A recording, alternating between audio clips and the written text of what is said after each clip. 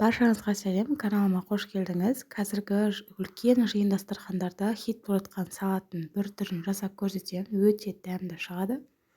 Ал бисмилля, салатымызды бастайық. Бізге салатымызға ең алдымен тауықтың маринадталған төс еті қажет.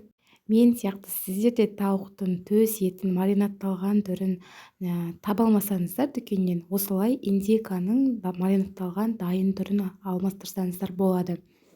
Видеода көріп тұрғандарыңыздай құс етін ұзыншалап жіңішке етіп турап аламыз. Келесі кезекте бізге қияр керек. Қиярды осындай арнайы терканың көмегімен тек шеткі қатты бөлігін, яғни ортасының жұмсақ жері керек емес, ұзынша етіп теркадан өткізіп аласыз.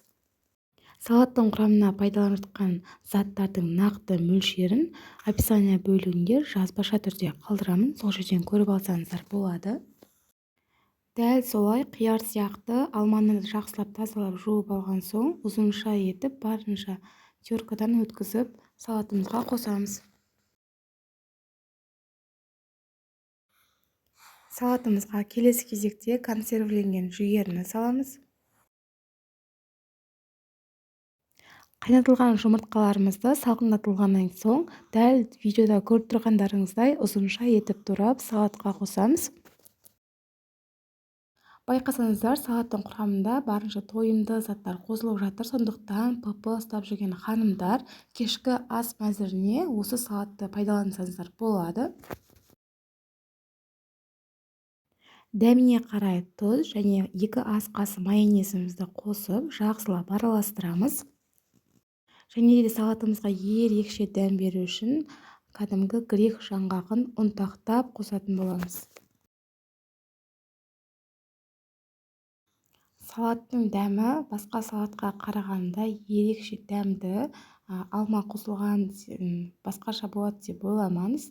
Өте дәмді, кез келген үлкен жиын дастархандарыңызға ұялмай жасап ұсынсаңыздар болады. Дәл осы рецептпен менде үлкен 4 порция шықты.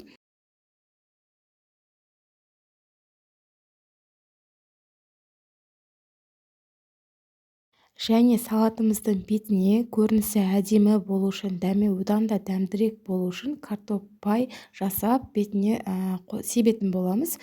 Картоп пайдың жасалуын мен мына жерде сілтеме қалдырамын, сол арқылы көріп жасасаңыздар болады.